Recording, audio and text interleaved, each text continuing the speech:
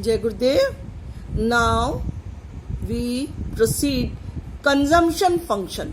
अब हमने आपको एग्रीगेट डिमांड, एग्रीगेट सप्लाई, उनके कॉन्सेप्ट सब कुछ बता दिया, शेड्यूल बता दिया, डायग्रामेटिकली समझा दिया.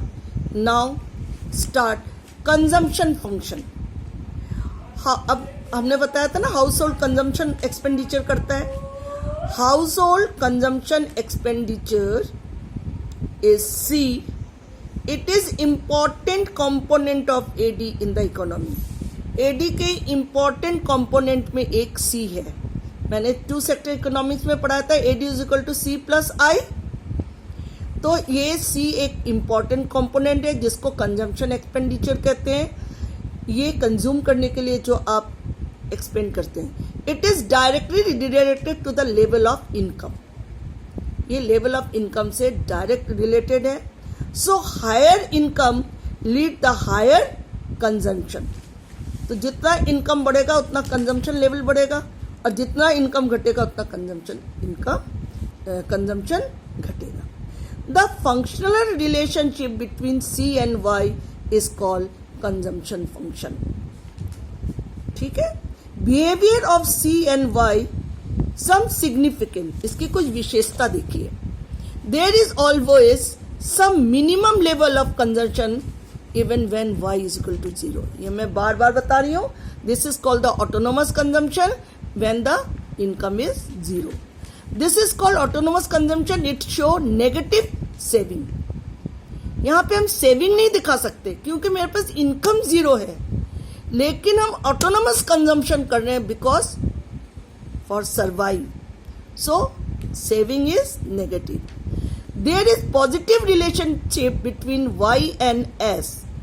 Rise in y cause rise in the c and vice versa.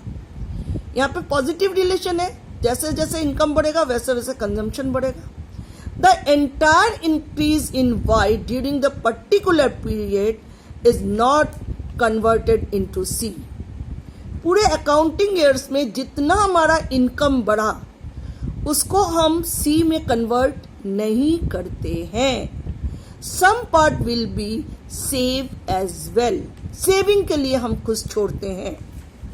जैसे कि हम y और c का टेबुलर प्रेजेंटेशन दिखा रहे हैं कि जब इनकम हमारा 0 है, कंजम्पशन 20 है, autonomous. This is called the autonomous consumption. Listen one thing, autonomous consumption, never forget it. What is autonomous consumption? When income is 0 and consumption is 20. When income is 50, consumption is 60. ठीक है. तब भी हमारा consumption ज्यादा है. आमदनी 98, खर्चा रुपया. Now time is when income is 100, consumption is also 100, and at again if the income is 150, अगर हमारा इनकम साल भर में बढ़ता है तो हमारा कंजम्पशन उतना नहीं बढ़ता है. अब हम आपको एक चित्र देखकर ये समझाना चाहते हैं, हाँ, ये बतलाना चाहते हैं कि कंजम्पशन फंक्शन को डायग्रामेटिक प्रेजेंटेशन में हम देना चाहते हैं. डायग्रामेटिक प्रेजेंटेशन में कैसे है कि सपोज कीजिए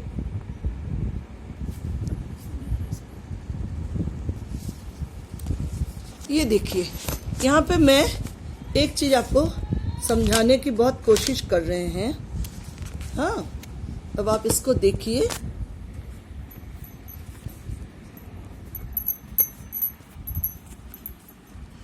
ये देखिए YOX, this is the diagram.